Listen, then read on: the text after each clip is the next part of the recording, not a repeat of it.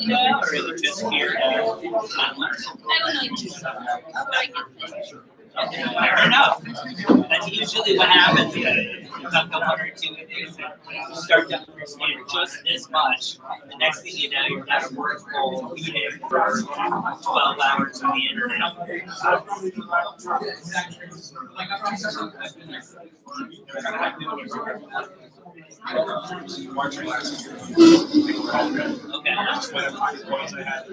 Where's that?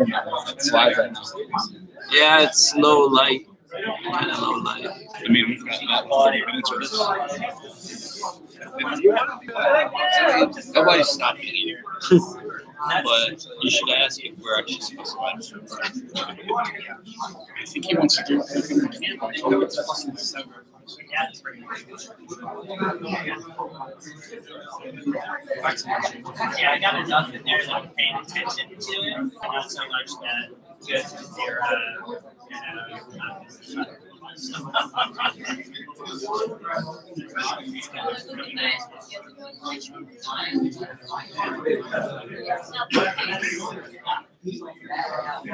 that's yeah. Well, there's a lot of ideas and stuff today. Questions. Is this a fly-by-night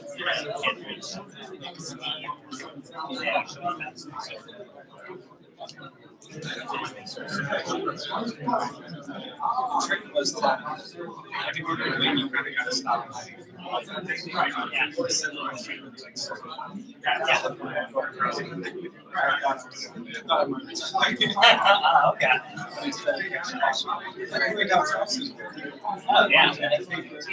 December size.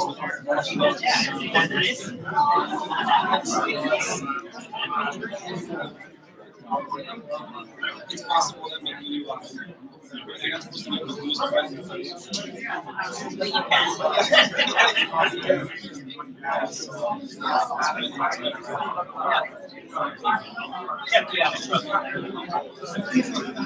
Right now, actually, it got me in trouble. Hey, how you doing? So right now,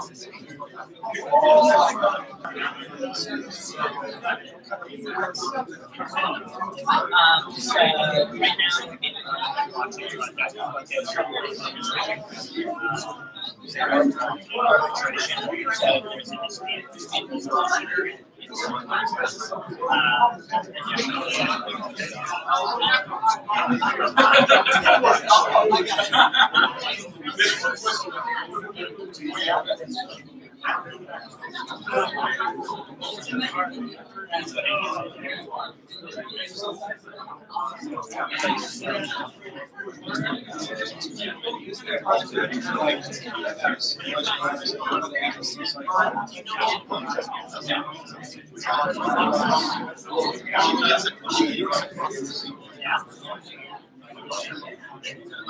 love it. Ready for some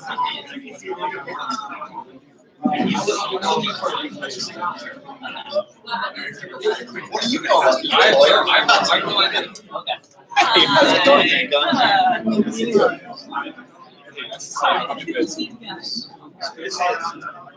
What have you been up to? I just got back home.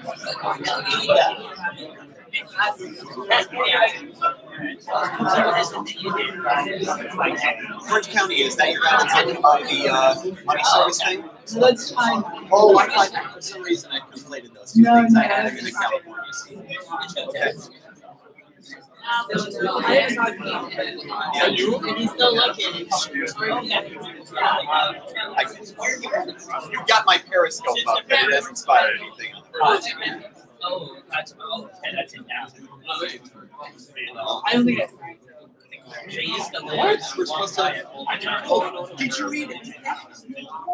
You said we're starting 5+6. You specifically said it. Yeah. Well, he said so, he asked people to check in for 5+6. I as well. Excuse me. say some other questions. Those were some arcane questions that he came up with. Did you see those? This is like, if anybody knows the answer to that, I really want to know.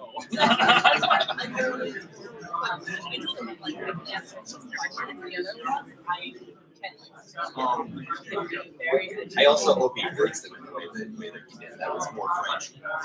Russian. I don't know how Russian grammar works, but it's obviously not the same. Not the same. Funny watching the participles get split.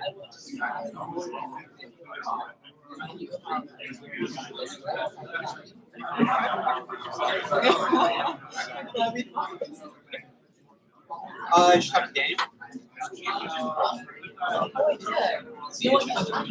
He is, okay. He told me I had a lovely phone call. But he's on the ground in South Beach.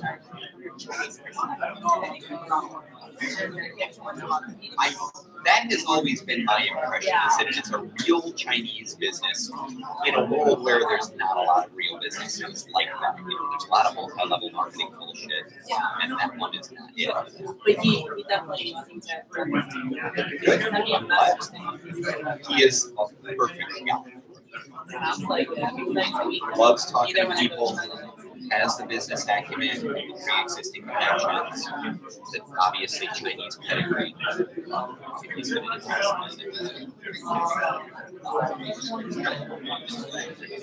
maybe regrettably so. But, you know, we've been looking for a broker dealer because we got two really strong candidates now that would love to have our business. And I think, you know, we need to figure out, it's funny because they say two very different things about the regulatory environment. And now they're the ones that are going to be taking that risk. But it is weird. It's like, okay, you guys say we can do this. You guys say we can do this. That's right. So I would love to outsource some of those legal questions, but I think the real truth is that there's no action. That it's pick a lane, do it consistently, and when the feds come knocking, stand behind what you did, and hope that everything works out. As long as it's just the plug pulled on my business and not me ending up in an orange jumpsuit.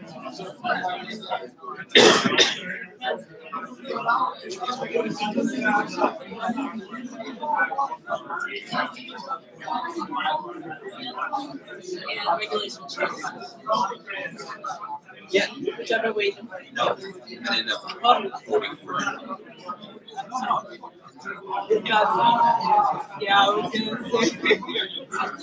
But, you know, whoever comes in next is going to be worse because he's giving everybody kind of a free mandate to go, you know, get themselves involved in capital formation in whatever way they want. That's this.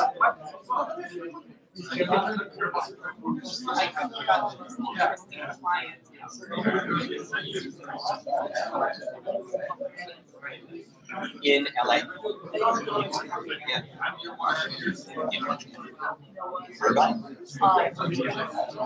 Is there a city called Orange County? I didn't know. So I I don't know. used to say LA and I got corrected.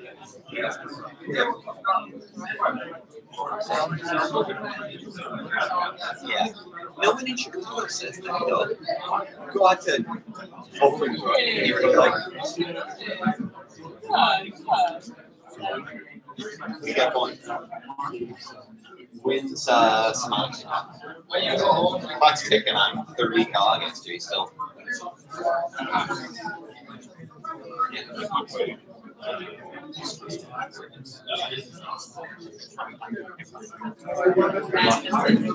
Hey, Adam, that line. Another color.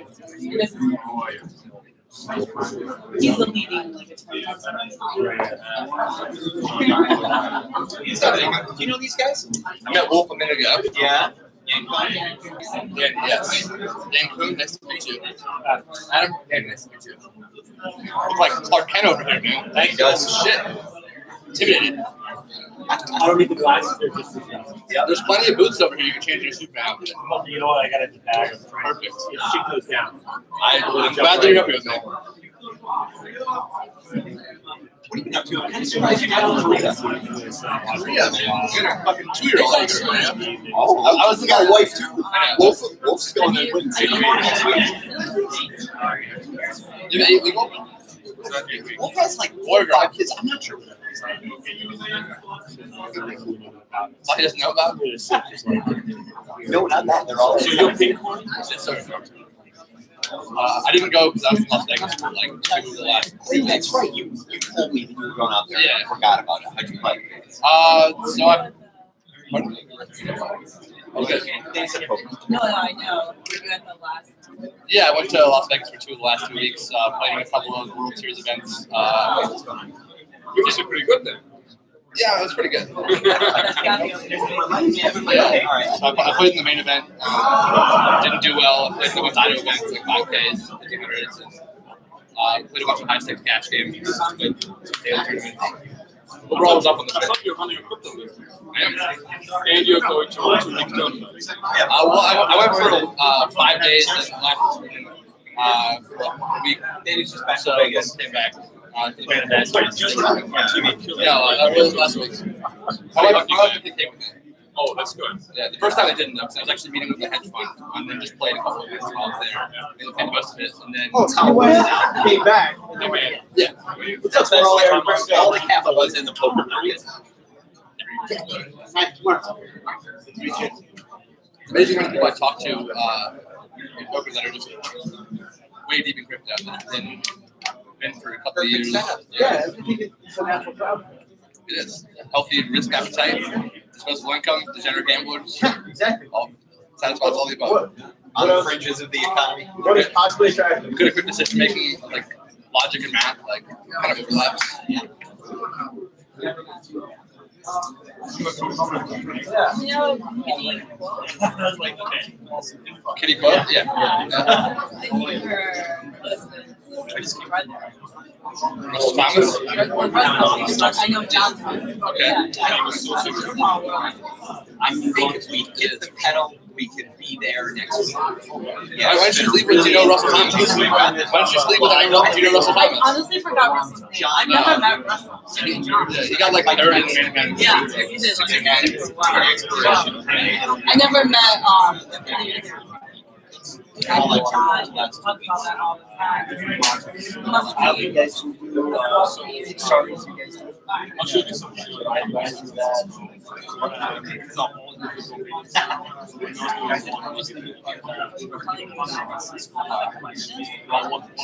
So they say you hear You've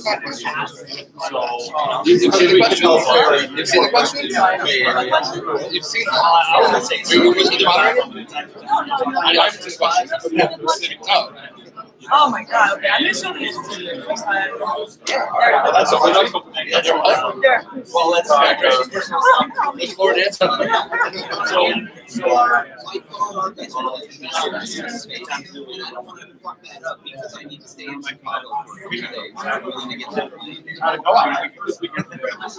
So I played the main event, busted 10 minutes left of day 1. Played a 5K, made my 2 busted in 2 hours a day, 2 days, money. Played a $1,500 6-max, lost King's Ace, then Ace King 2 flop. But I played a $250 side event, like a daily tournament, and I won it outright for like 2,000. And I ended up being up like 40K for the summer. Yeah. I'm that for a side hustle. Yeah, I also played like yellow cash, like high stakes. Oh, really? Yeah.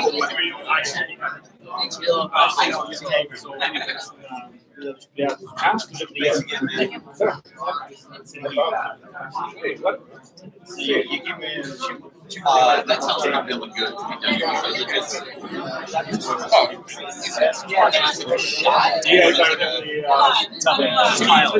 Oh, what's up, man? How you doing? Telegram friends. Yes, sir. So I'm just reading some questions and I didn't. Yeah, these are interesting. They're very interesting. I knew the answer to all these. I thought we were talking about this. I know the answer to all this.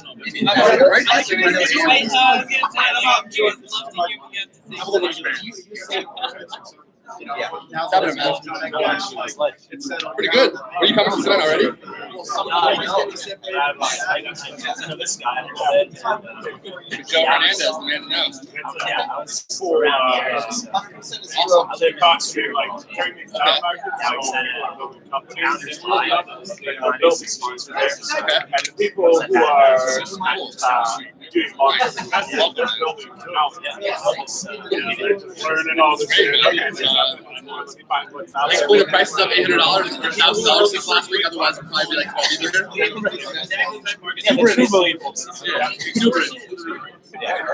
All-time high. So you played poker. Yeah. Every day. I was just in Vegas playing the World Series main event, and I'm excited. So I went out there initially in early June to do the hedge fund that I advised. Players that really get that. It's been like 2 later, like so I know them, and then I just played a couple of games out there. I played 1,500 six packs, I played a 5K, big money, didn't catch any of those 3, and then I played a daily tournament at 250 while I was. I had to leave the flight the next day after I lost the 5K. I was in the daily tournament, last hospital. I ended up doing it out there for 32,000. It was a good trip there. And then and then I came back here for a little while, and went back second, played the main event Boston day 1, my kilo catch.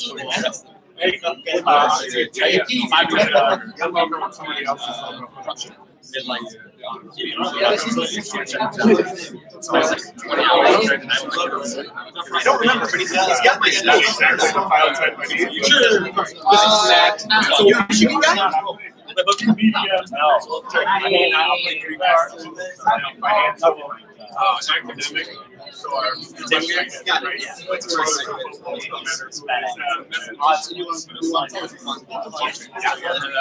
Yeah, it's 15. I can break even and play for a couple hours and get some yeah, I'd love to. Literally skills me, man. I appreciate it. It's got really hard. People are so good. Just down the street. I live in Chicago, work in Chicago, ride my bike around Chicago. Yeah, we're working on this concept with our main people, basically looking at using the algorithms that All of my data interest either live here or still live here. so basically take a lot of data. It's a shame because my life Yeah. They grew up producing at 45% profit. I just do a lot of All different types. Now it is. Oh, they basically running like a test. Now we're looking to try to. I played a lot of TFS. I played. Yeah, I was sponsored by Jackie in 2013. So like that. I played pretty much daily the last month. The last 5 years. Every sport, I mean, all baseball, basketball. The highest stakes, the lowest. Make a lot of so I have a lot of experience. What's a winning strategy on $1 levels and $5 levels? It's matched. Like so, while challenging test environment, I imagine low stakes and heads up stuff. Like, I'd be interested to see like a larger sample size. It's really difficult to like sell somebody on strategy. Yeah, with the sample size is small and probably small stakes environment. It's one of those surprising red spots. Like, I don't know why I don't know much about That's it. that's the Like, main thing, right? Is when max out. Couple of years, not because of crypto. I was in the creation business, and we were upstairs. It's like amazing. Like sometimes I know. I'm thinking about it. Fire like 1K, like 333, 150, 109, 55. 33, 5, 10. 2 in the morning, and all the GPs that level. Lugano, we're also very casual friendly. We're at some point. I'll be like, the area is close to Italy. I'll be like 50th percentile in the run of 336. It's like insane how much sharper. A lot of people are trying. Same strategy. I love ownership for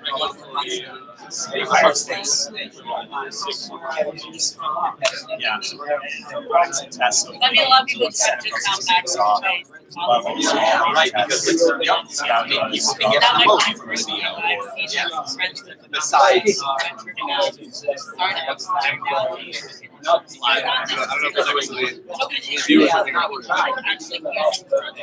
Zero.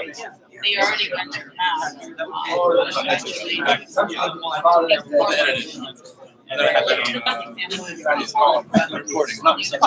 yeah.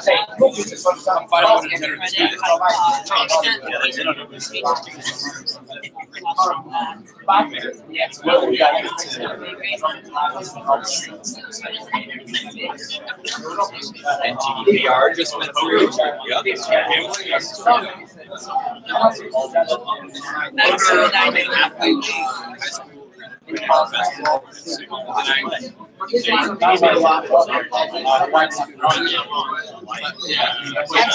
I think every single question. I know it's a very difficult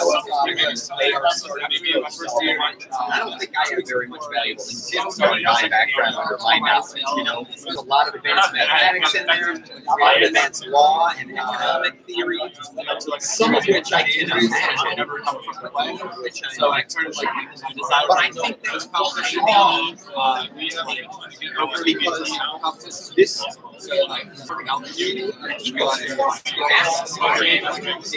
now big business centers were answering so I get there are things that I hear that don't make any sense to me. Some people absolutely within to me. But that doesn't repel me.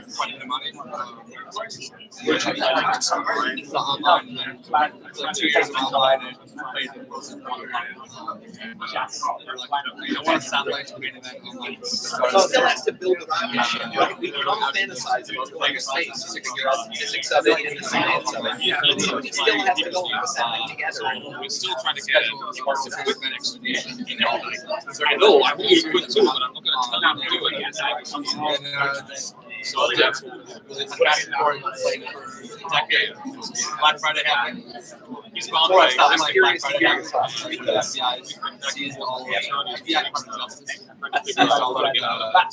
where is it? So I woke up on April 15th. No, you don't know your my brother lives there. I thought giving this friends and like just check this out and send me a link. All my 25 hours was online. And she just moved from there. Is this her first job? So I realized that conversation led me to try to make myself, find ways to make myself, led me to make once there's an Good for him. Okay.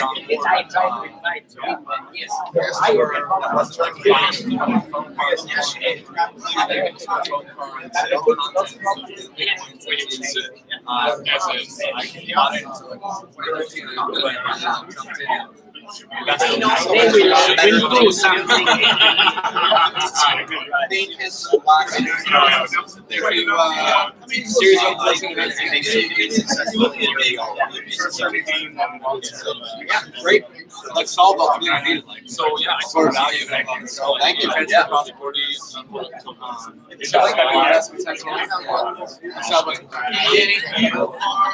So the argument starts. You want to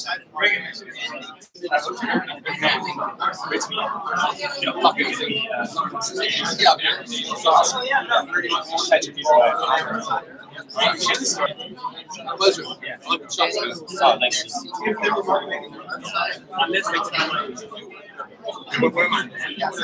I'm on the end. That's okay. So here's my one like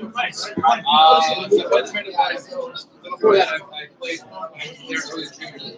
Played $15 6 packs. Not really. earlier.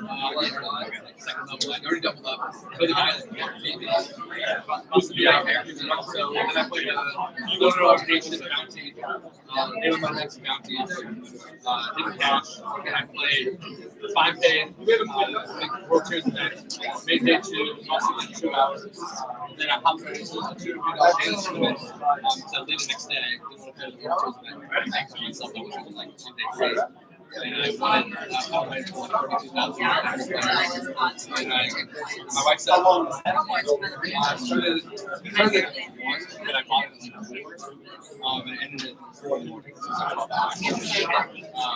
Hey, buddy, welcome.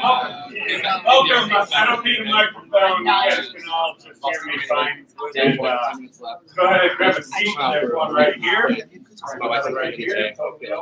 I'm not going to stand in here the whole time, so plenty of seats. So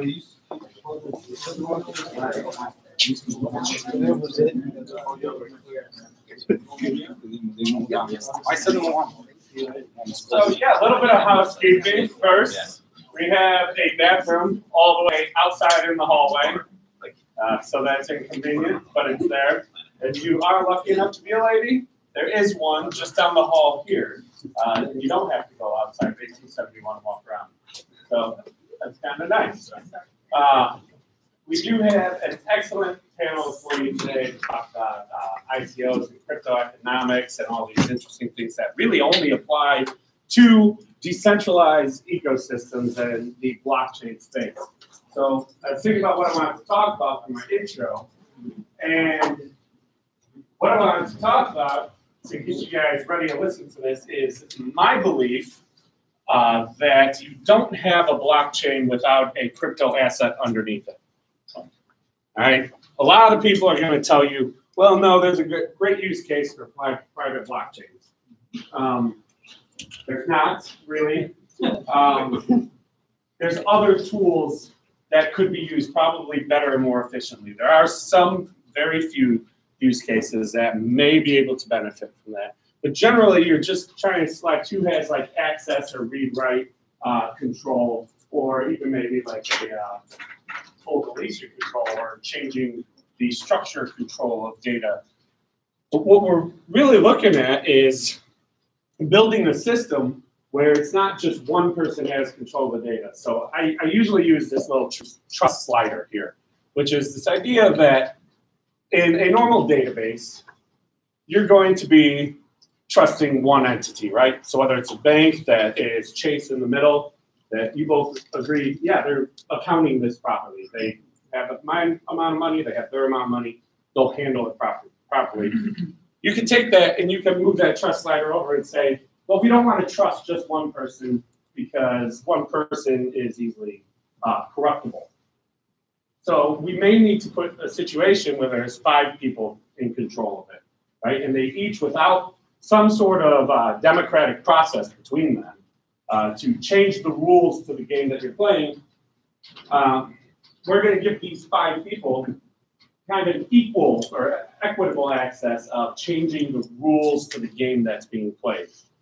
So for money, it turned out that there was a very interesting use case when you took money and said, let's trust nobody, if at all possible. And how do we do that?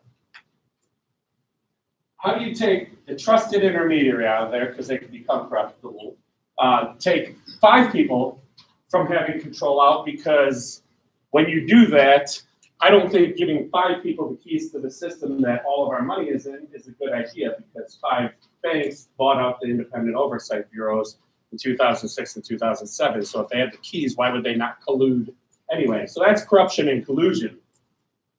If you have no trust in anybody, you get this strange democratic system of it's very much the rules of the game are going to stay the same. But depending on how you look at it, you might be like, oh, this Bitcoin, man, why can't they get their shit together and update? But then on the other hand, you know, in Congress, you're looking at saying, damn, why can't Congress get their shit together and update?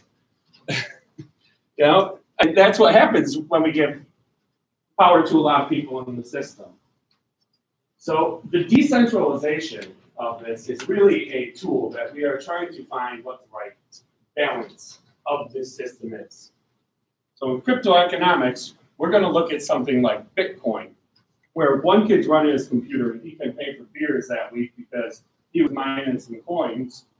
He tells his friends, and all of a sudden they're running their computers. Now instead of one computer looking at the verification of these transactions, you have 5, right? All of them tell their friends. They tell their friends at other schools. They're all mining. Now all of a sudden you have 100 computers on this network that are all verifying the validity of each and every transaction. And why are they doing that? Would they be running their computers if they couldn't afford a beer that weekend? Probably not. So this is my thesis that the crypto economics of a blockchain are what indeed make it a blockchain. Okay? Because my definition, I like to use the intended purpose definition. And my favorite analogy for that is asking somebody if a porcupine can shoot its quills. Does anybody know? No? Can't? Sure? No? Yes? No? Well, the truth, like the written law of that, what is that no, they can't. However, if you act as though porcupines can shoot their quills, I would say you're 100% less likely to get fucked up by a porcupine. So what is really the truth in that system, right? I would say the truth of like what a blockchain is that the intended purpose is a system where a crypto asset can disperse power out amongst people and has a feedback loop that actually keeps that power spreading out. In Bitcoin, we've seen more of like a two-party system create, and there's a lot of other cryptocurrencies using different consensus methods now to try to say, we all agree on this set of data. Right? We agree on what it is and the time that it came in. And as we have this consensus, that truth between us, that's where our trust is born. That is the value of the system, is that we have consensus with each other.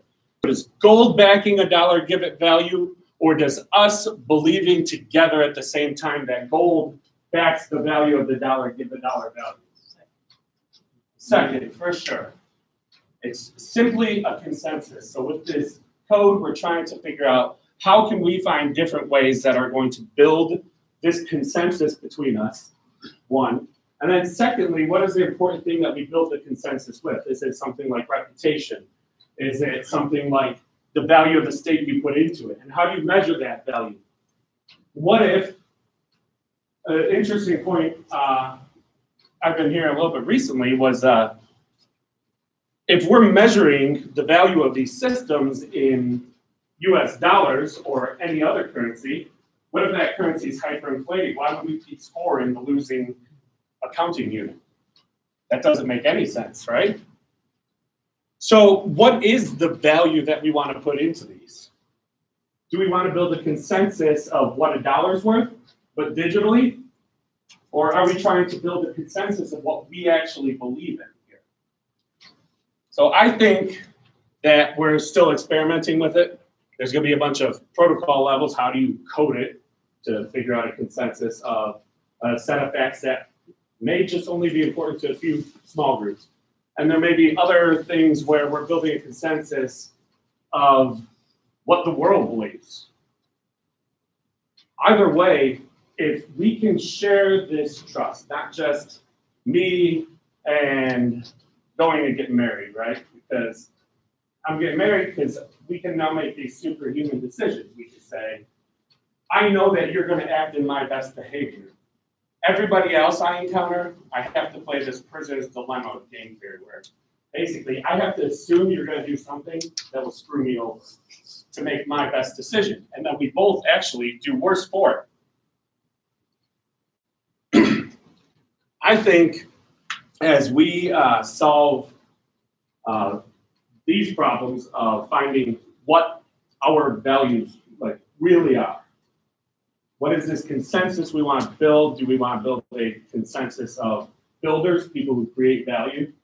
Do I do like urban raid?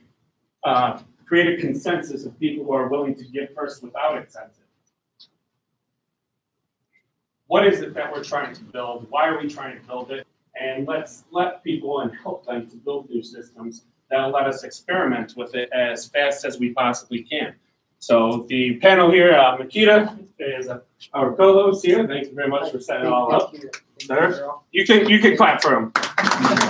Okay. Yeah, my name is Makita Safronika, and I'm representing here Applicator, which is boutique blockchain agency.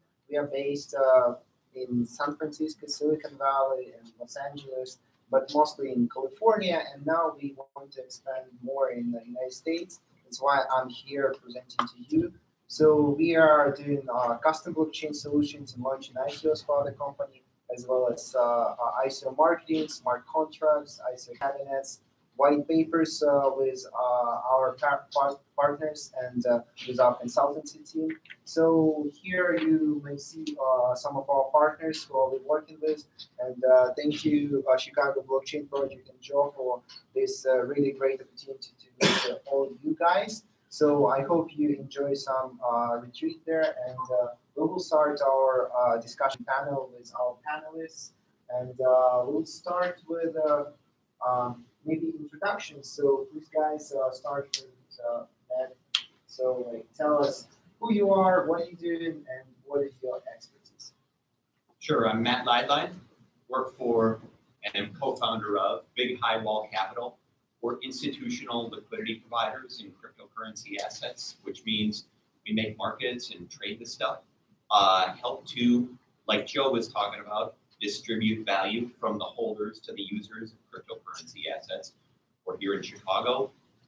Really, Makita was spearheaded this effort of putting this panel here to get together today. Really appreciate the opportunity to talk about this stuff.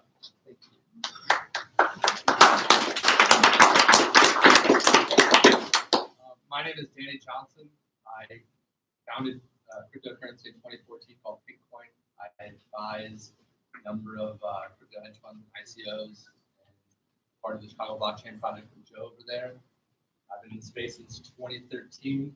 Seen a lot, been through a lot, experienced a lot. I'm kind of a jack of all trades, wear a lot of hats.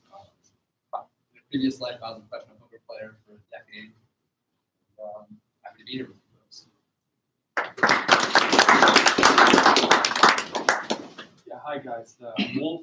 I great economist. My day job is teaching coding for lawyers among other legal topics as a law professor. I have a consulting business called Power.io where I help some Danny folks make sense of what's happening in crypto. And I run Savannah.io.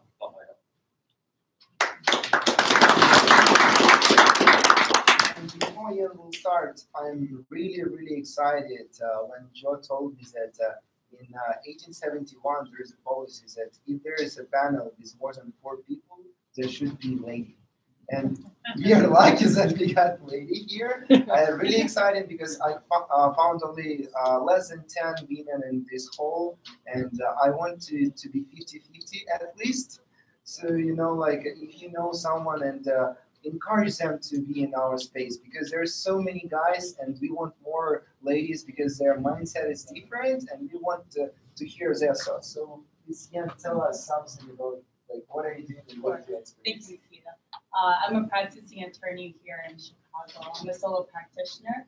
I focus on corporate law and financial regulation. So I advise startup companies on financial regulation side as well as entity formation. I used to work at the Chicago Mercantile Exchange and in-house at a fintech company here in Chicago. Thank you. Okay, and now we will begin our panel discussion. But before this, Wolf got some presentation, as you already see there, and he will make some intro to CryptoEconomics. How does it work? What is their underwater stones, and he will tell us more about it. So. Yeah. All right. Thanks, guys. So yeah, I have way more material than I should have. So what's CryptoEconomics? I'm not professor, so I call on people last row. Last row is on. What is CryptoEconomics?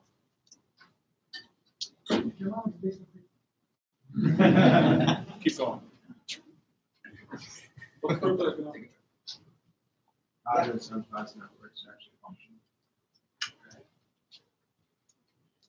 So basically, it's the economy based on different types of cryptocurrencies to look at and watching, look at how people trade and how people provide goods and services with at least from the point of view of true cryptocurrencies without having trust or an intermediary or trust between two people.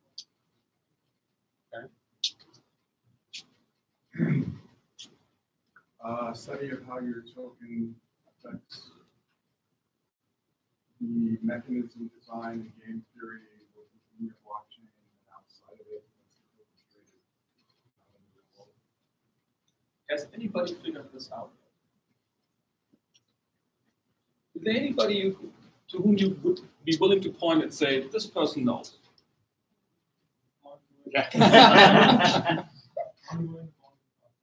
Absolutely, right? Really nobody. I mean, we just talked about this. We're all like, well, we don't know. We're here to tell you, right? So, okay, so let's talk a little bit about what this might be. So, I think it's an evolving field, a new discipline, literally a new discipline.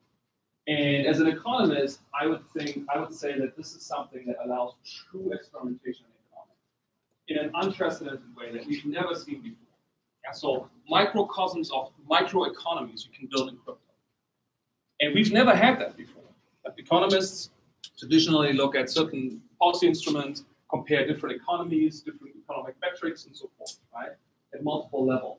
But nobody's ever had a field of experimentation the way we currently have in crypto. Just never happened before. Because we've never technology. So I just in my 10 minutes or so, I want to talk a little bit about what we have in economics and what equivalents we may have or may not have in crypto economics. Yeah, so macro policy, micro policy, different policy instruments. And I want to give you a little bit of an outlook towards where this may be going. So I want to say up front, I'm biased. I represent Samada. Samada has policy crypto economics DAOs built into it itself. So we are taking a quote-unquote new approach that, again, is experimentation at this point. So? Yeah, I just wanted to ask you about the, would this also be like if you're doing like a massive multiplayer online role-playing game where you would want to use like the idea of crypto or these token economics into like... I'm told to cut off questions. Oh, sorry. So we're supposed to do this in the panel. I go through it quickly and then we'll go back to the question. So everybody knows these numbers, Ethereum transactions before the crash. My argument here is this is when crypto economics started, with Ethereum transaction in exponential trends. This is when people started. So my team, I have 5 people working on this, and they looked at the entirety of the literature. We looked at it together. They did most of the work in this case. That's how it goes in academia sometimes. Not always, but anyway. So they looked at it, and the hits on mentioning the word of crypto economics started around here. Sorry, here. It goes hand in hand with when backwards. Sorry. So somewhere around here, right? This is when we started seeing the literature hits. This is when this whole theory took off, and people started theorizing. What is it? How does it work? Is it micro level? Is it macro level? And so forth. So new discipline. So this is Vlad Zamfir's definition: formal discipline that studies protocols that govern the production, distribution, and consumption of goods and services in a decentralized digital economy. Cryptoeconomics is a practical science that focuses on the design and characterization of these protocols. So Vlad, many of you will know him, has been very well known in this, especially in the context of Casper and some other attempts to get Ethereum to the next level. But sort of the common denominator here, I would say, is monetary policies and mechanism designs. Those are the two common denominators from an economics perspective that may help define this. So here's, and I'll probably leave it at this. We won't have time for the rest. Here's a way to think of this, right? So convergence of discipline. So cryptoeconomics is, on the one hand, very clearly finance and economics, right? So those two at the top and at the bottom, if you want. Yeah. But many people feel that mechanical mechanism design, math logic, and game theory are even more core here, more important in terms of defining what this discipline may be. I personally, being a lawyer, I don't think we can get around regulatory environments in this because of the huge impact that many people here in the room have suffered through, and all of us are suffering through continuously with living uncertainty that we have in this country, right? And nobody really knows. We just talked about this. I mean, okay. Then behavioral economics. I've been trained as an institutional economist. So behavioral economics is very, very heavily involved in this. What's behavioral economics? But it's this recognition that mainstream economics has never gotten to, that humans are fallible, not irrational, incomplete, not homo economicus, not a rational utility maximizer. Yeah? The baseline model, neoclassics, assumes that we're all homo economicus, rational utility maximizers. Behavioral economics, that factors in here, says that's wrong. So that's a huge trend in the literature. You really can't get around a panel where people make these arguments over and over. And then, of course, computer science and cryptography, absolutely essential for this. Yeah? So somewhere combined with all of this, we have cryptoeconomics. And it's an evolving field. And I just want to say these things, quick here. Experimentation. It really is economic experimentation. So for economists, if they go into this, and not all the sort of traditionally trained economists are doing that, because they feel it's too early, or to be damaging to their careers from various perspectives, because the literature and the peer review literature hasn't really picked up on it sufficiently. So not everybody ventures into this. Yeah? But what I wanted to say is, in this context, that sort of the experimentation really goes to, and we've never had this before, what's the impact of macroeconomics on microeconomics, and vice versa, micro on macro? We can actually, in crypto economic systems, we can actually try and test this out. Yeah? We can compare different models and look at macro level versus micro level. Yeah? So, and I know this is probably, okay, so I was going to go through the centralized models and then compare them to decentralized models, but we probably want to get going on the discussion now. Yeah. So I'm going to go back to this chart and leave it there. Thank you, guys. Thank you for this intro, and maybe you'll be the first who will answer the question. So how is the token economics modeling should work for security token offering? So the question is how. Question to everyone, so you have some time to think. What is a security token? Everybody. What is it? Basically, it's kind of like a unit to trade, or kind of to facilitate transactions in the crypto economy, such as a Bitcoin or Ether or something else, Litecoin, etc. Are they okay? I think it's a token that's sold under the premise that it will increase in value. So it's more of an investment focus. Not so much the token utility and function, it's more the investment purpose. So under the Howey test, efforts of another in exchange for economic output. So what token model can actually work for securities? Well, they're by definition just securities, right? It's just an investment proposition. So is this really something where we have to worry about token economics? I don't think investors are. I think you observe that people are willing to invest in things that have no underlying claim to any asset, and that doesn't repel them from investing investing in it one bit. They're in it for the speculative characteristics. And if you can recruit investors to buy something like that, it's the cheapest and easiest capital market, maybe in history. And I think that until that incentive goes away, you're going to observe that security tokens are generally framed that way unless they can't market themselves that way anymore. I think if you consider like the dividend payment or revenue share ability that security tokens are able to offer as a part of token economics or crypto economics, then I think it does matter because there are a number of people. I mean, this is a brand new space, this whole security tokens, security ICOs. So there's only been a few that have been offered for sale, like T0 and Lottery.com and a couple other ones. Like, I think if you consider that the dividend payment, however you want to frame it, is part of that token economics, then yes, it is a driver to investment and people do care about it. Otherwise, I would say, Matt, it's all speculative investment potential. If you can guarantee like you're getting 7% of the revenue will generate back in rolling our token every month, sure people will want to buy that. And we don't care what token. Not really. We really don't. So, Charlie? No. Actually, that's not true. If token supply is for sale and the team has control of 90% and there's no vesting schedule, it's probably it. I'm going to get dumped on as soon as it launches. I'm probably going to invest. It's reasonable, not there's no case. I think the heart of the question is treat it like a security offer, and you really then have to look at what the underlying value of the company and its product and services is, and that's sort of the core question. And a lot of these companies right now don't really have a lot of product or service, and there's not really a real demand for to token and coin, and that's kind of what ties into token economics. Well, yeah, this is.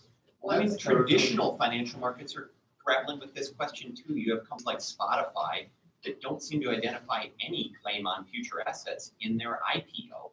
So why not also ask the question in crypto markets? Facebook, Google has two different kind of shares, one that has voting rights, one that doesn't. They're testing these assumptions actively out there in traditional finance too.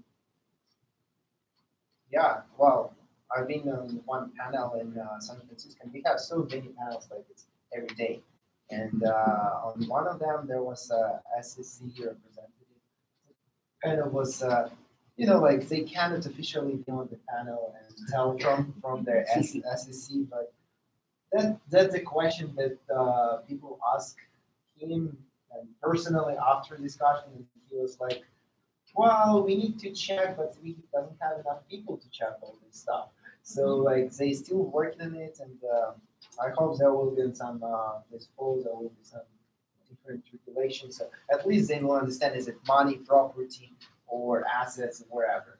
And based on it, like there will be some different discussion already, and understand how does crypto economics or STO work. Because before this moment it was ICO and everyone was okay with ICO. And we was coming to our second question, which is there a possibility to be listed with security tokens on crypto exchanges. So before that it was ICO and no problem, everyone was listing on different crypto exchanges, but now once this will be STO, so how would we consider crypto exchanges? Would it be possible to put it there, and why? The answer is 100% yes, to be possible listed on crypto exchanges. Maybe not U.S. ones like Bittrex and Florida. It's probably not going to list a security token, but Binance being located in Malta, what do they care? Not in the U.S. jurisdiction, they'll list anything. Pay the right price. There will be security exchanges in the U.S. that are regulated. It's like TradeTemplate.com and T0, and there'll be avenues for that domestically. But outside entities of the U.S., they don't care. They'll list whatever. So the question really becomes: are we going to get a fully compliant way in the United States in the next, by the end of this year? Yep. So ATS licenses, right? So T0 applied for it. NASDAQ has one. Toronto has one. Well, it's again not America, but so the question becomes: do we not need a fully compliant way of moving this forward? And I personally believe we do, and we need it quickly, as quickly as possible. We talked just briefly about it. There are a whole bunch of ICOs and crypto startups that are paying multi-million-dollar salaries to lawyers to get no action letters from the SEC. Yeah? So the one avenue would be true utility token, exempt from federal securities regulation, no action letter. The other one is list as securities token on an American exchange with an ATS license. Yeah? Those are the two models. Neither one are moving forward right now, at least not at the rate, nearly the rate that we need. And it hurts all of us every single day. We just talked about it. Most clients are going abroad. Are we creating jobs and opportunities abroad for Americans? No, we're not, unless Americans are moving there. Yeah? And many top-level Americans that I know of, they've moved to America, to Europe at this point. Yeah? That's not a good situation for America. It's a real problem. No, I mean, talked about exactly the heart of the issue. This kind of market fragmentation is just causing people to basically form shop, and those people are a lot of my now clients or people that I'm prospective clients I'm talking to are just considering registering offshore, and that's sort of the story. They don't want to have to deal with the high compliance costs here in the U.S. And then shutting out U.S. investors altogether, because that helps them make it easier for them in the future for any regulation to see if there's U.S. money. But there is progress being made here. I mean, it's not just a question of go to Malta or not. We have Open Finance Network here, which is an ATS located in Chicago. You got CCX, which is a swap execution facility located in Chicago, both with the express purpose of trading something that is at least reminiscent of security tokens, however you end up defining that. But people are trying. There's no security tokens out there. There's no security tokens out on the market yet. So we're about 6 to 8 months away from the security token being launched. But I have the same hopes. T0 and Open Finance, to me, they're the two platforms that I would hope for ATS license securities trading. Because they haven't done it. Connect all the, yeah. And as soon as we get it, I mean, there's a lot of data out there that says over 45% of all worldwide crypto startups are still US based. So, if we get it, we are trying for really doing well in those, but we need it. We need it quickly.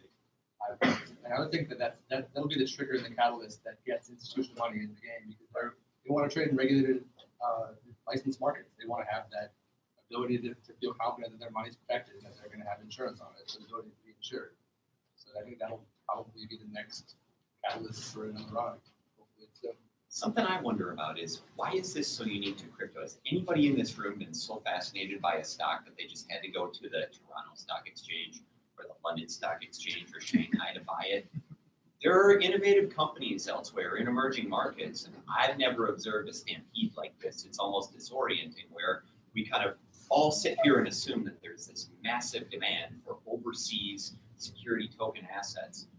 Why don't we see that anywhere else? And it's disorienting more than anything.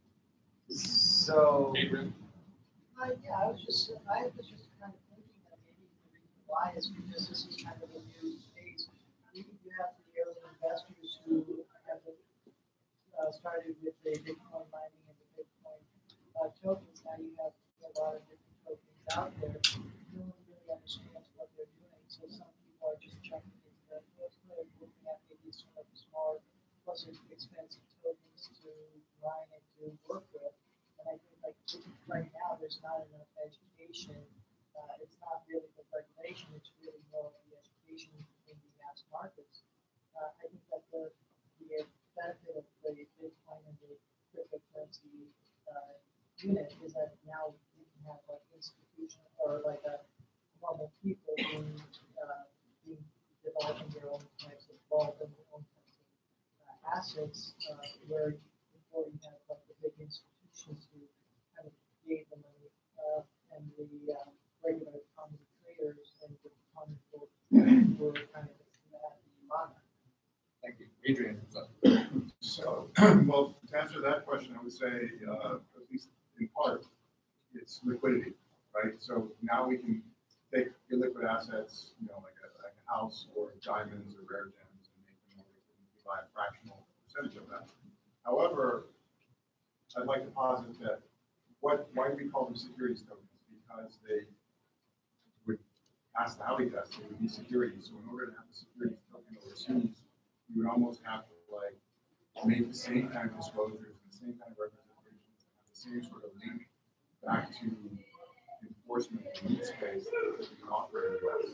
Because otherwise, you put out a securities token, you say, okay, I'm selling, this much of this, Singapore hotel, and then the company folds, and you've got your token, you're telling the REITs or whatever that, look, we've got 100 investors together, we want our piece, and they're like, well, we don't know what to do with it. It's until you. There's no SEC abroad. Huh? There's no SEC abroad. No, but they would presumably still go through the same kind of disclosures or the same sort of representation. And you have to build that up either corresponding with the US does or somehow do it overseas and have faith in it. Guys, it comes down to this. Who has the biggest capital markets in the world? The most high caliber disclosure rules? Well, it's the United States, right? So if we cannot get our act together in this country, facilitate NASDAQ trading of securities tokens and so forth, how are we capitalizing on what we have in legacy businesses, in legacy trading? Now, many of you say, well, we don't care. Regulatory arbitrage, we can go wherever. If you really want this on crypto to take off, you have to tie it into the existing capital markets in the United States. That's where the power is, right? So if we don't figure this out, we don't get the ATS system going, we cannot use the American infrastructure and all the power that comes with it, the asset allocation in crypto. How is crypto going to take off without the United States trading environment? That's my biggest question. It's at least a disservice. It comes to our next question. We still have a couple of. Oh, we have. Okay. But please louder because we have. My question is how much does it actually cost to buy? Everybody, lawyers don't actually make millions of dollars per IC. Oh, you'd be surprised. Yeah. That's part of the whole process. You're looking at like $250,000 minimum. So I was reading an article about somebody trying to get a Bitcoin in New York. And they said, oh, there were two particles right next to each other in the same desk or something. And the one guy was, oh, we could never do it, it's too expensive, we can't just patent and thinking about it. And then somebody else said, oh, it cost us $20,000. So how much does it cost to do this? And is it more of a risk that, people don't want to do? People don't want to hold themselves. The first thing is there's no clarity as to whether you need to file a Reg D or Reg A plus. Is the utility token an actual thing that can exist? Let's just talk pure security. So assuming that everything is security, what does it cost? Yeah. Well, if you're going with a major firm that is in the space and trusted and been around a while, you're probably looking at a minimum of $250,000 upwards of $1 million when all said and done. You probably get some boutique shops and get it for $100K or $50K, but generally speaking, it's a pretty big sum, and it's going to require most of your seed investment to be able to file and be compliant. A lot of companies aren't able to raise $1 million in seed money and just have like a SAP to give away future tokens for that money up front to pay the legal to get down the road there. But the key is, they can borrow it, but they were making a commitment that they actually make. Who can they borrow from? Who's going to lend them money? I think that's what seed investors are. I think they're lenders, right? Lending with a promise for equity or future tokens. Yeah, but so it's not truly borrowing; you're giving them something. Pretty big something, actually. I agree. So the Wall Street Journal, I hate citing the Wall Street Journal, in this case I do. They had an article 7 weeks or so ago where they're saying, compared with last year, we are this year raising more money in ICOs overall compared with last year. Now, is it consensus in this room that this is happening in America? I don't have ICO loans at all. Correct. So we don't get that in America right now. And it's no longer 2017 from a regulatory perspective. So this whole idea of fully compliant ICO, that to me, that has to be a major point for the community to go get behind, because it's no longer 2017. We moved on, right? We have KYC, AML, all this messy stuff that people have to go through. And it is messy. People are working on it, on solutions. Right, it's very expensive and messy, and there's still not clear guidance. But for the crypto environment in America, this compliant business should be, in my view, a #1 priority for the whole community, because we are at standstill. mean, I don't know where you guys are at, but with my clients, I see it everywhere. That people are holding off, and we are all suffering under this. And I'm like, whoa, hold on. We just don't know. Let's call the lawyers, right? And then the lawyers won't know either. So. I'm wondering too, and what you just said kind of begs the question, at what point are these clients on the side waiting and just say, you know what, we don't care, we're just gonna move forward anyway?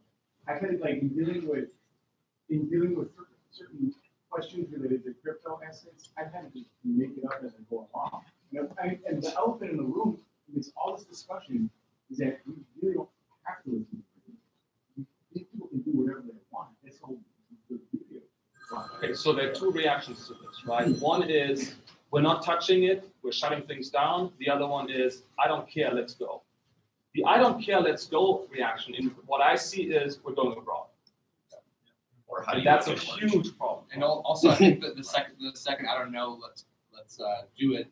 Generally, the more risk tolerant group, and they're probably the younger people. The older, more established that have wealth themselves are going to be the ones that are saying, let's just stop it, push it back, wait till there's a regulatory framework and more clarity. Well, wouldn't that force the regulators to adapt?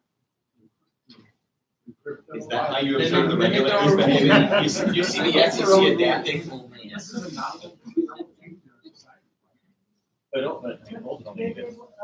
think it's because you're asking the regulators to make more work and do more work.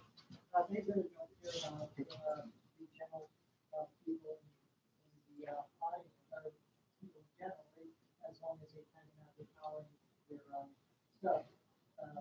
They really are not, they're even not sure what to do.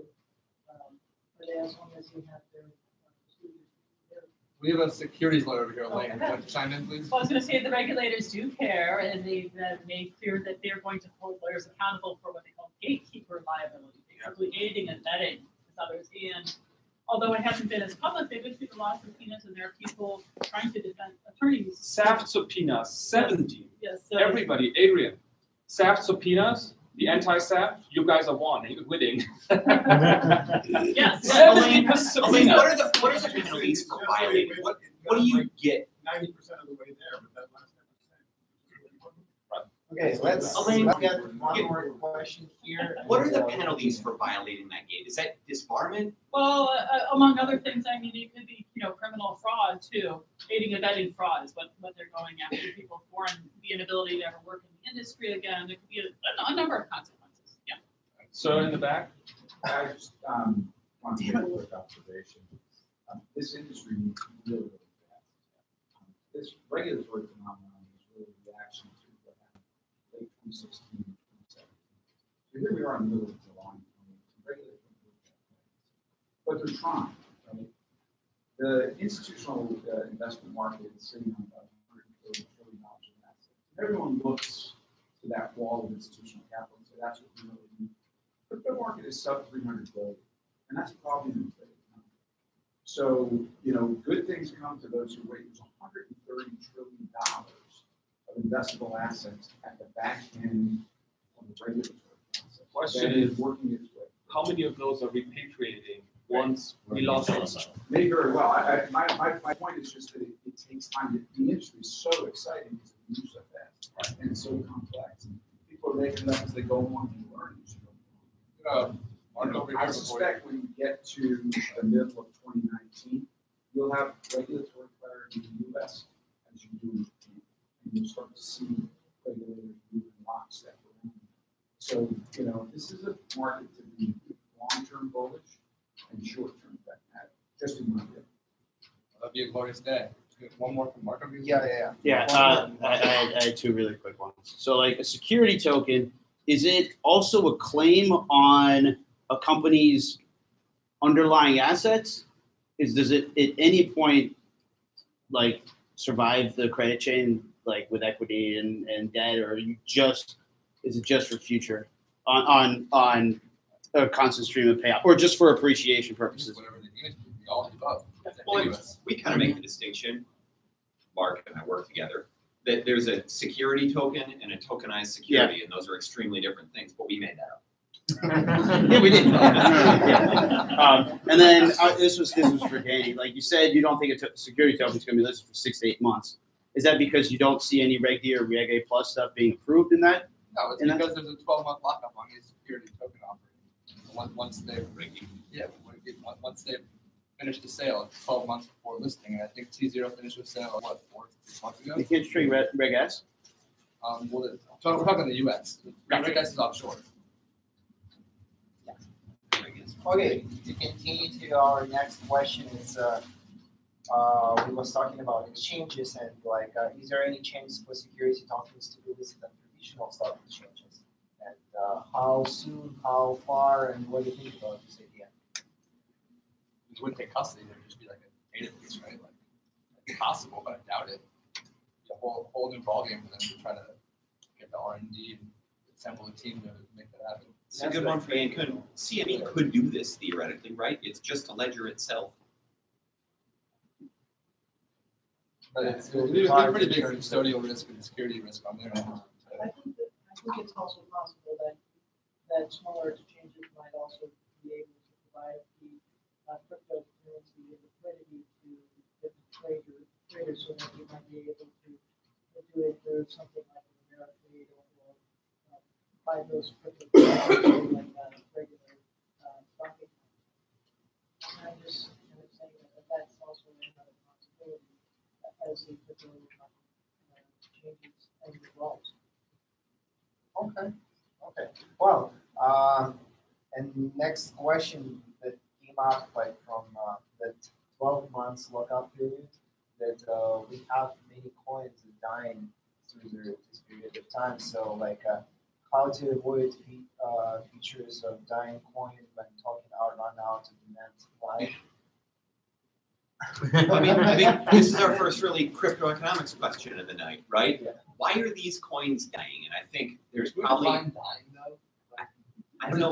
Exchange adoption, like dying mean here? I would think it's Microsoft. But it's still listed on exchanges, right? Like it just has So, zero volume. It's like the very bottom of the list. What were the top 20 coins 3 years ago? And how many of those are still, I don't know, is MaidSafe coin still around?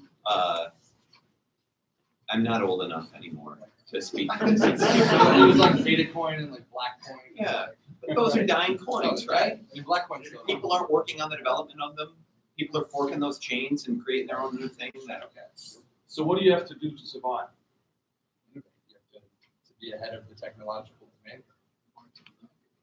You have a community that believes in you and wants to support you. Can you still run with a regular DApp and assume that you can be a top 10, top 20 coin? If you're Justin Sun, you're running Tron, you can. You got that like very unethical marketing prowess, you definitely can. Well, I think that's right. I think that you can either market or ship product and deliver value, and ideally the ones that win in the end are the ones that do both, that kind of build a bridge to giving themselves enough funding to deliver actual value to their network. But the ones that don't are going to die. I don't even think there's any shame in that. I mean, Other than the sucks for fraud. investors. Yeah, but the investors signed up for it, right? I mean, there's a buyer beware ethos to this place, and if you signed up to a thing that has no claims in a bankruptcy or an acquisition, sorry, if you go to zero. But let me just clarify this. I've been around since 2013. I've bag held several dead coins. I've bag held a few that have revived from being delisted, just no market whatsoever, to being relisted on exchange, and suddenly it's like, holy shit, I've got a lot of money again. Like, so I mean, what's dead may never die. There are at least call options with no expiration date. Yeah. But I mean, can we agree that there's culling in the market? Yeah. Oh yeah, for sure. Right. So the question then becomes, what's next? Where's this going? What do we need? You're saying regulation. Is regulation going to fix it? See, my answer would be we need crypto infrastructure. True crypto infrastructure. The next wave of the EOSs of the world, or Ethereum for those who care. Yeah. So, do we know them? Are they out there? Are there any real sexy new projects out there? Let's talk about Bitcoin. Not the new infrastructure. So that's the real question, right? Because how can we get to the next level if we don't build infrastructure? Then the question is, can the community agree on what infrastructure is needed, right? Now we at Samata, we have certain ideas about this, but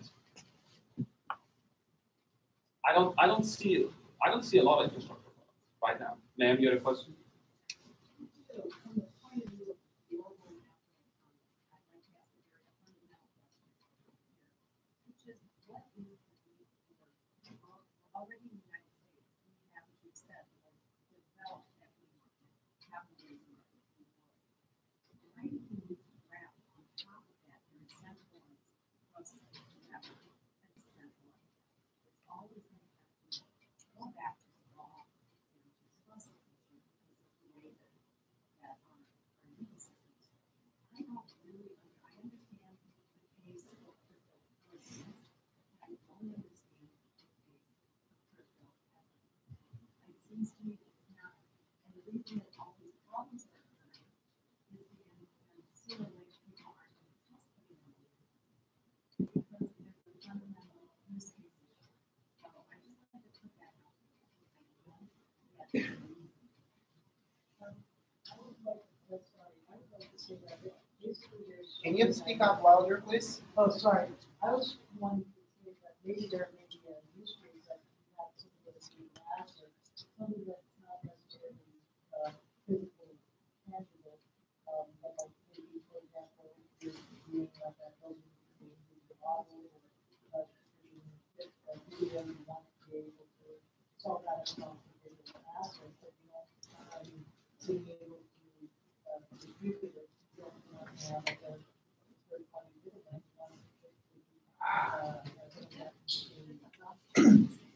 Okay. I think, I mean, I think, I would say that the panelists over there. So. I would say the SEC is the reason why there are securities tokens that are popping up and people are trying to go the way of the securities tokens because there's so much uncertainty and everyone is fearful that they have to comply. So I think had this not been an issue, if we were back in early 2017, I don't think we would be talking about securities tokens. I think once the SEC stepped in and got involved, there started to be this big shift in trying to be compliant and being able to take advantage of what a security is able to offer. But I mean, the crypto markets, whether it's securities or utility tokens, are 24/7, 365 and global. I think the U.S. wants to be a player in this, which is kind of what has led to this point. Well, and there's CFTC also. and all of these are driving up costs, right? The more they step in, the more the cost structure goes up, which the funding tools that we got out of ICO, which is the most optimal funding tool, capital raising tool in the world, if you push up the cost structure through regulatory pressures, that funding tool may not be the same as we're moving in that direction, right? So it's not just regulatory clarity and guidance and legal certainty, it's also cost that we have to take into account, right? So if we don't get that quickly with an efficient solution that is fully compliant, we only lose it.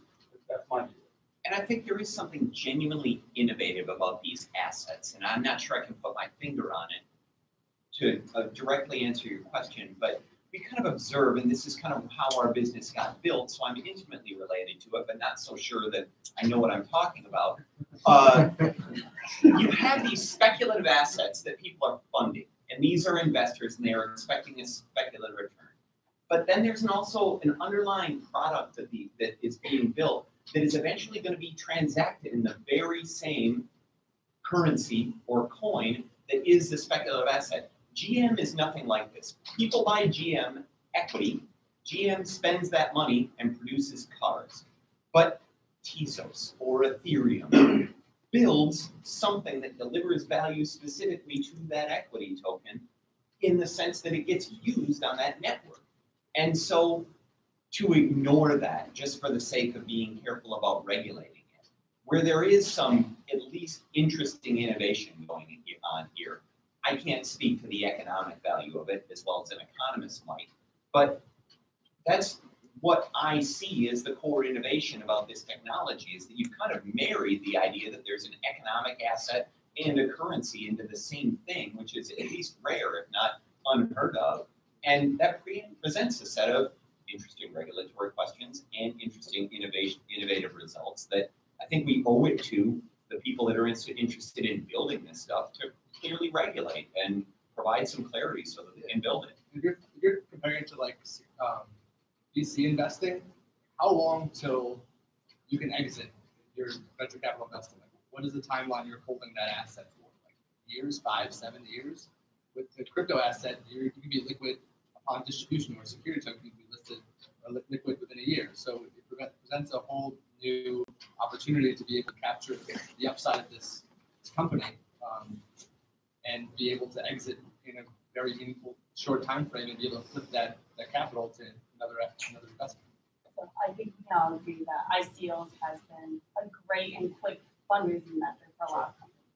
But now when you get to the heart of the economic issue is, where is the product market fit? And that's why I see a lot of points of dying down, because once people realize there is no real product fit for using this token for anything, that's when the demand and interest dies down, and then eventually the value will drop and get delisted at some point. Yeah, like, let's be honest, like 95% of the coins and the use case for coins is speculative investor potential, like being able to make money and profit. But it's like, how do you actually build an actual company and product that can benefit? You know, the gentleman over there mentioned fractionalizing things, fractionalizing real estate, or, you know, a unique item. That's definitely one use case that people have been looking at to see if there is a way to use tokens into this. And if you want to talk, you know, one of the best use case examples I've seen is with the UN doing their Syrian refugee tracking system, putting that onto a blockchain actually. And there's incentive for people. The heart of the incentive for people to get onto this token system is, as a refugee, if you put yourself onto the system, you will then in return get food, get shelter, get whatever. And then you get onto this system, and the tokenized system itself will find value then driving up with interest in actual demand. Okay. Feels like how something like continuous token issuance model plays into some of these problems. I see those as like a fun thing that you're going to be doing. There's some platforms out there, like one that comes to mind is called Relevant, which is already in beta, which is a completely different model. I'm wondering how that connects to these problems. You're talking about deflationary versus inflationary design? With a non-ICO, there's like a pre-mined proof of work probably. I thought you made a reference to continuous minting of tokens. Yeah. Right. Yeah, so we are going through this right now at Zamada. So the traditional model is you cap it, you sell 10 million or whatever the number is, and the assumption there is like Bitcoin, it will drive up, right? The value will go up because there's limited supply. Once you mint it all, then the resources get even more scarce, and people will benefit on the uptake, meaning as the asset appreciates. Now that hasn't worked for a lot of coins, right? At all. So the question then becomes, is this deflationary model? So Bitcoin, the basic idea is Satoshi Nakamoto and the Bitcoin syndicate. We don't want we want to have the exposure to the Fed, and we don't want to be subjected to financial crises that centralized systems are subject to, right? So deflationary model. Well, it hasn't really worked. Shall we debate that? Yes, you do. Let's debate it. Okay. I'll take the inflationary Joe, what do you side. say? Joe has an opinion on this. I mean, it's at $6,000, the thing that was a couple kids running a computer like 9 years ago. And anybody can hold it. It's borderless. No government controls it. It's uncensorable, unfeasible. And yeah, I mean, I guess it's not working. 7,500, man. Check chart. I feel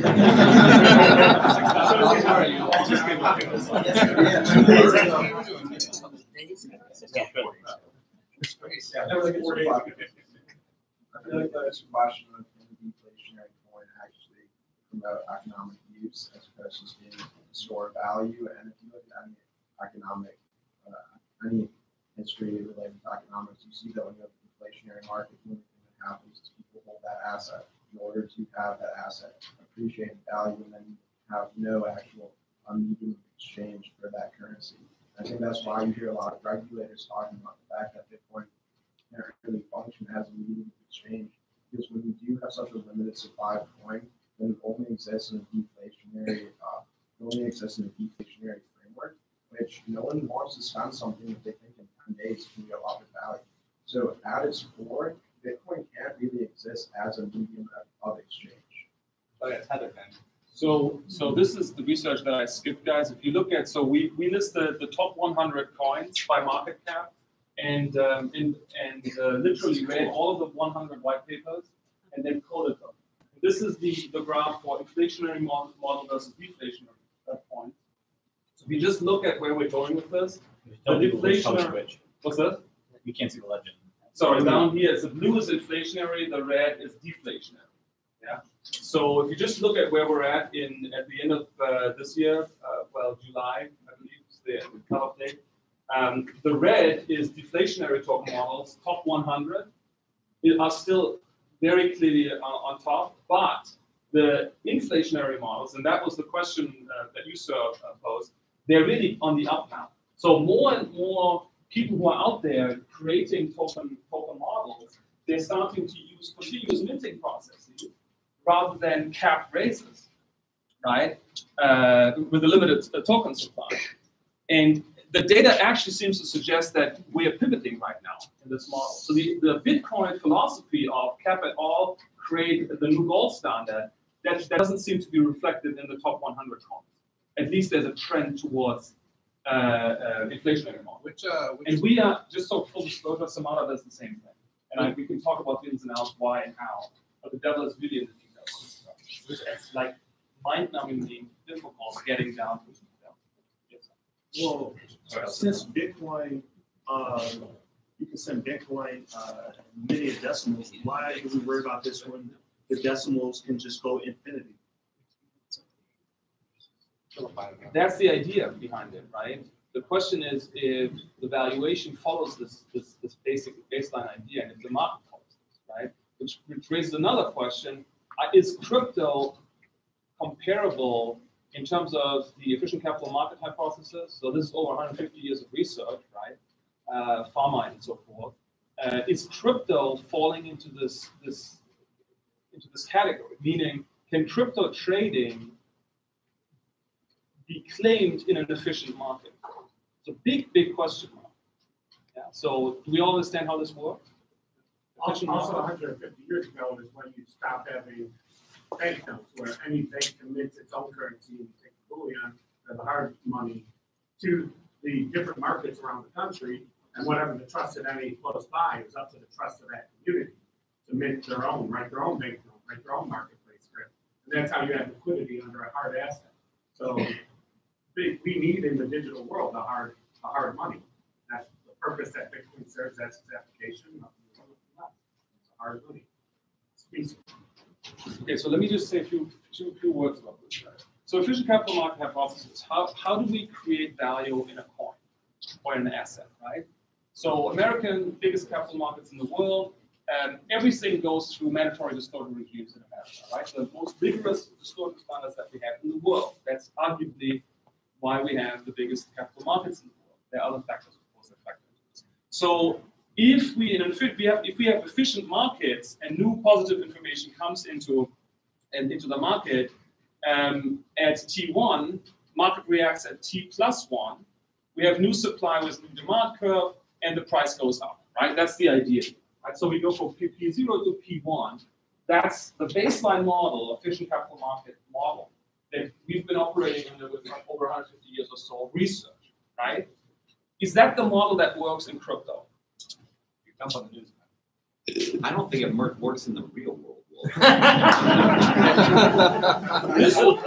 Yeah. Okay, we can debate that. you have a lot of research against that.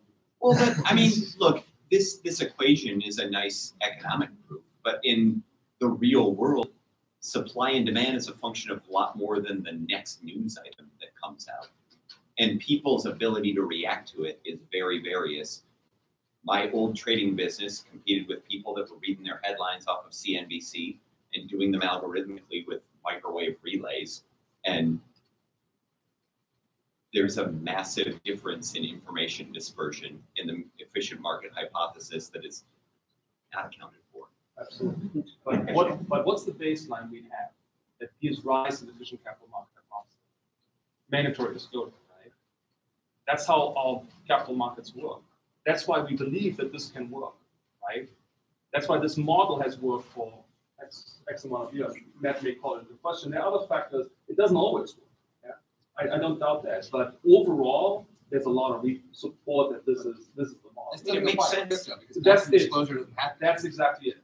That's it. We don't have that in crypto. We don't have a mandatory baseline regime for disclosure. Even if the companies, the crypto startups are saying, we're disclosing this, we have audited financials, we're disclosing everything. What does the market do?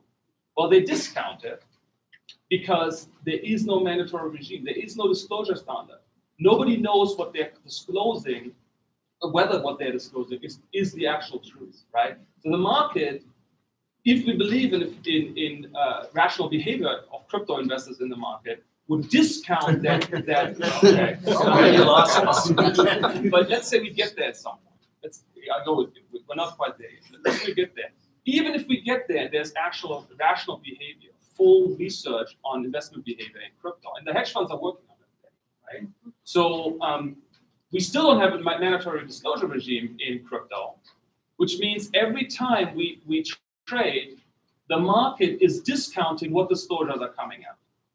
So think about the value of a mandatory self-imposed, the various metrics that, or with market factors, disclosure regime that verifies the accuracy of information disclosed by crypto businesses. What that would mean to the current amount of discounting that's happening in the market and the volatility. I just want to put that out there. Would Bitmain ever subscribe to that? It's not in their economic best interest to do so. But it's in everybody's interest, economic interest, to have a baseline. Everybody benefits from that. If we have a baseline metric that gives certainty to players in the market and helps coordinate investment behavior, we don't have that in crypto right now. My argument here is we absolutely need that. Now, for those of you who are thinking that I'm talking centralized, I'm not. I'm not saying the existing stock market model is better and superior, but we need a metric that stops the volatility. So when I'm talking about crypto infrastructure products, we need new EOSs of the world, but we also need infrastructure products that give us the stability. We don't have that right now. So once we get those products, and I'm confident we get them next year, things will, in my estimation, but I'm positive about these things, will move in the right direction. Isn't more volatility what drives a lot of traders to come to crypto and give up their traditional market jobs? Like, volatility is why we're here. That's why the run-ups in 2013, 2017 were so great. Tell it all the victims of this. This is a very dangerous slippery slide argument. I'm with you. Volatility is good to some extent, but it benefits those with superior knowledge and stronger. I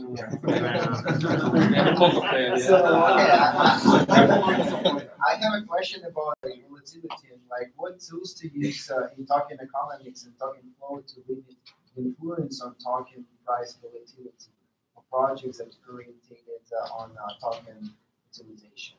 So like the token flow to limit influence on token price volatility. How we can make it less. How can we limit price volatility? Who benefits from stability in cryptocurrency markets? Utility token holders and the ones that will utilize those platforms. The users. I think that's right. I think that's the right answer. I'm not sure it's the right answer. But everybody does, because if there's more stability, we get more institutional, and we can actually grow the crypto infrastructure. Right, the ecosystem itself, yeah. Right. You get also the benefit of a lot of participants like miners and people like that who currently don't have a way to hedge against market volatility. They would have a safe haven, say a decentralized stable coin with a decentralized derivatives contract that's created. So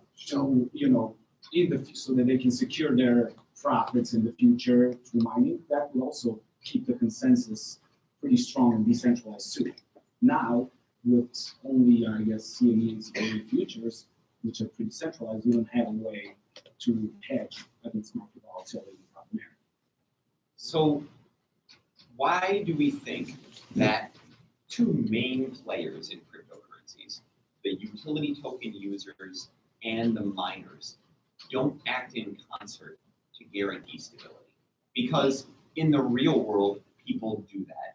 There are cartels. OPEC is a good example of a regime that benefits from price stability so that they have visibility on how much oil to dig out of the ground. They don't necessarily cooperate all the time, but they are always making an effort to cooperate and deliver stability to the market. There are more Why doesn't that speculators. happen in crypto? Because there are more speculators than those people. Like they That's set true. full nodes. There's a lot of oil and speculators miners, too, though. you know, they're not a majority when you compare it to the amount of speculators, the amount of money that's thrown into the market purely because of the volatility, as they says. I personally believe that, you know, we not just need the way to hedge. The first condition is what nobody's mentioned tonight, which I wonder, because the panel was very good so far, is how come there are no more projects like Steam that have the triangle of having good token incentives, proper distribution in terms of like supply, token supply and creation, and you know the platform utility itself. And the terrible consensus algorithm. They do. Yeah, I'm talking only about the token itself. The way you're incentivizing the audience to work for the benefit of the entire network, the way you reward people for participating, and the way you're creating tokens as a result. So I think that's an awesome question. I think the market doesn't reward that behavior, broadly speaking. I think there's a long academic paper that I'm on page 2 of right now, that the headline of which is basically, you know, all these companies promise different things about their protocol, and something like 4 of them actually delivered on the 35 things that were promised. I wish that I had a better bibliography in here. But I think observably, there are mostly bad actors in this space, and they are rewarded anyways. And until that stops, I don't think that you're going to see a good match between deliverable economics and the market responding to it. It just, there's no need to respond to that right now. And also, I think there are products that exist. I think most people just don't get past the top 50 coins on CoinMarketCap.com. Those ones like that you're describing probably exist in the 500 and below. People just don't go that far. Maybe, yeah. And they come in ICO. They will never go up that high because they don't sell the hype. They probably sell the true value of the utility they have, and the platforms didn't reach the levels of adoption. And I think one of the ways to reach the higher levels of adoption is if we can decouple the price with the utility and volatility, the token utility from volatility itself. Because people don't want to spend token, as many people already said. Like, you don't want to consume the utility of a platform if you feel like the token will appreciate. Salt lending is a good example of a platform which has a good use case, but it's never going to get to a point where it's used as much because people don't have the incentive to, you know, use it as a collateral to get loans in crypto because the token is too volatile. Because they don't have enough money to loan everybody they want. Well, Salt has a lot. Yeah. No, I mean, it's just an example. If anybody would have a utility of that kind, enough money and enough market, it would still be a problem. The fact remains that the problem is that the token is too volatile to be used as collateral. Do yourself a favor and never go to a value investing conference, because these are the exact same things that get bitched about there. Okay, so we have one more question, and then we will come to 5 to 7 questions from the audience, and our time is limited. So sorry for this. Wow, you're a really engaging audience. Really cool guys. In Silicon Valley, I would not say that we have so much discussions inside of the audience. So, the question is, Palladium launches world's first initial convertible coin offering.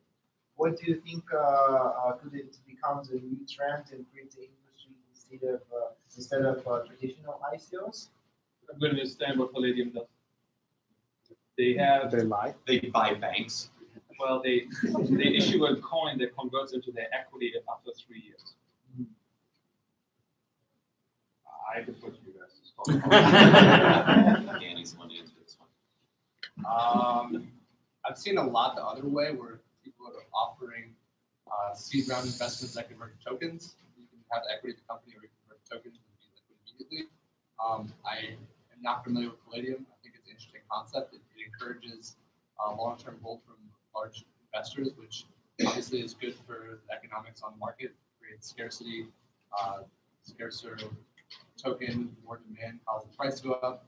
I think it benefits people that are token holders. I'm not necessarily sure that a lot of people want to hold for 3 years, and how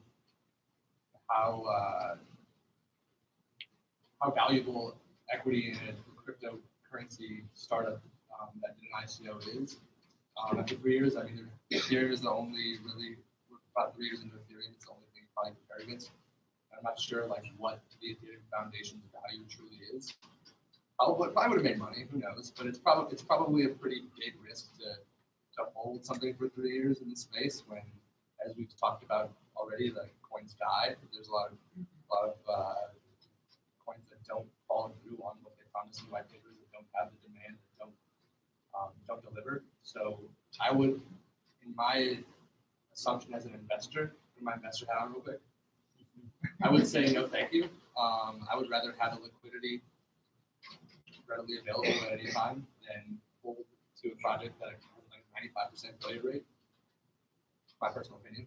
Probably a cool concept.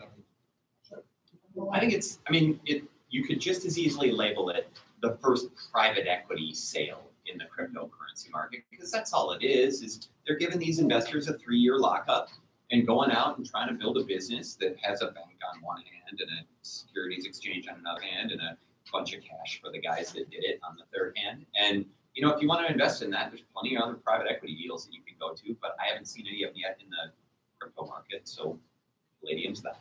Let me know what you guys think. It kind of sounds like a SaaS model, but since it's based on multi, it's backed by at least the government that is crypto friendly, ICO friendly, and is working with the companies to make the jurisdiction, and regulatory side work. So from that perspective, it sounds like the better question might be, again, will more people just be registering and offering offshore in a place like Malta?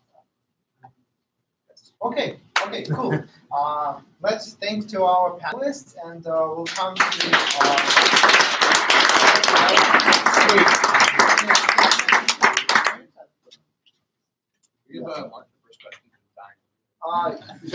yeah, so like we have 5 questions, but before this, I want to make a little introduction. What is Applicator doing and how does it go? Because after your questions, you know, you will start to leave. So I will choose this moment for a second, and after that we will come to the question. Wow, interesting. Nice.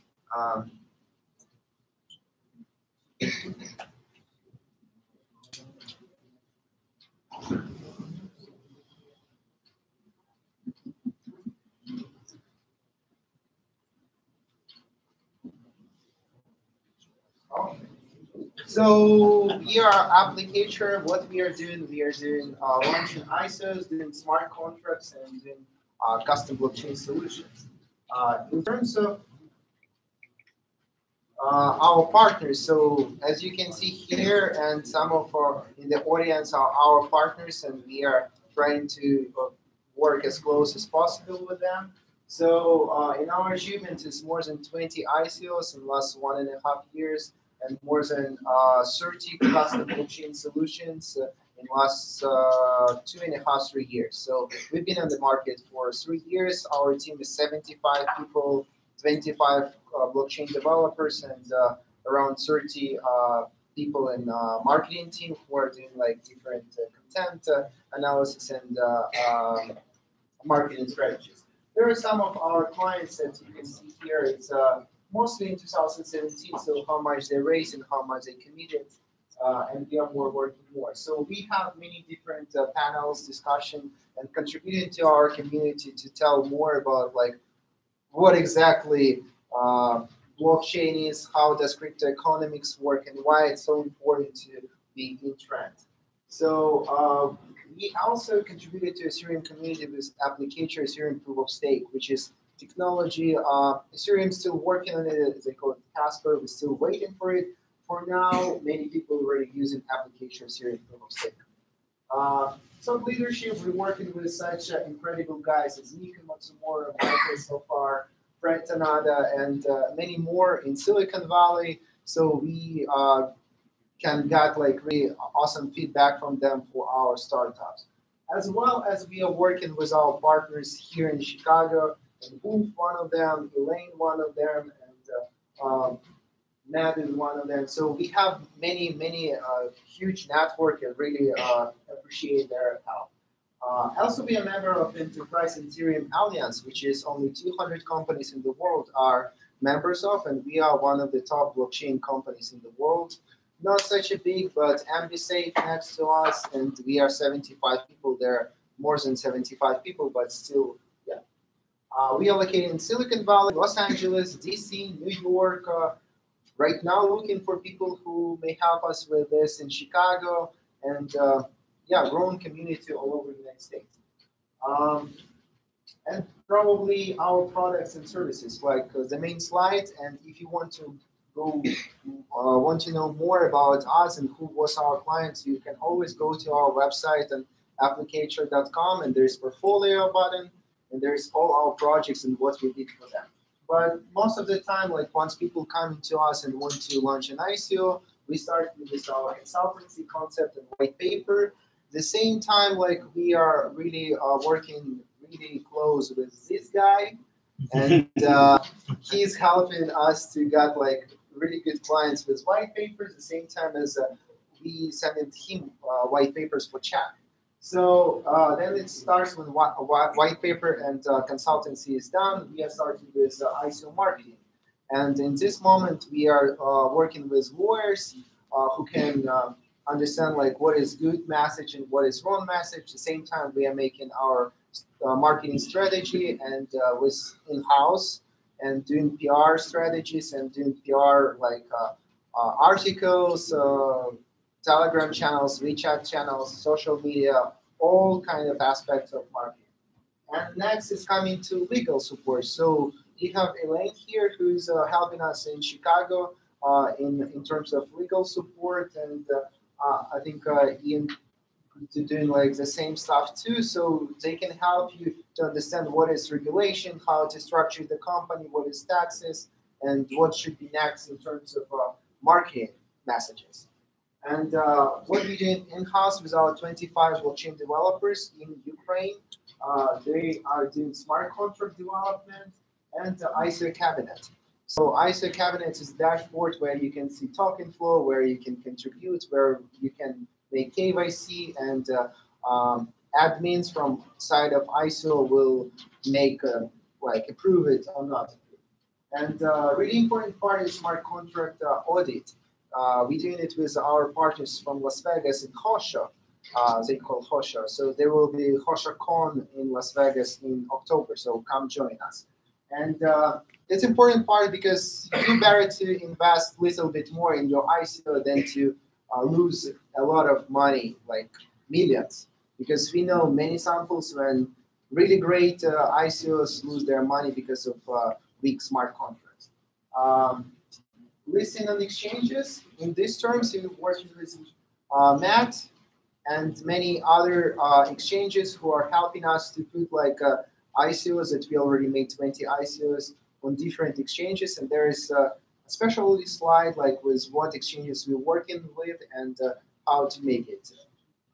Blockchain proof of concept. So more and more people trying to understand like, okay, we are going to launch an ICO, but we need to have demo version of it. So we are ready to implement it before ICO happens, and then you can use it for post-ICO blockchain development, which is another big part. I mean, we are ready to implement blockchain development without ICO if you have enough funds, or we can help you to raise funds and then go and implement your blockchain solutions with our guys who have 3+ experience in blockchain.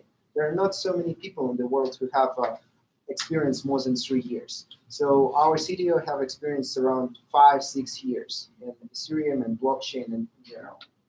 Post-ICO marketing, you know, after IPO happened, there is a lot of board meetings and reporting to investors and so on. The same happens here, and we are ready to help you to manage this kind of marketing.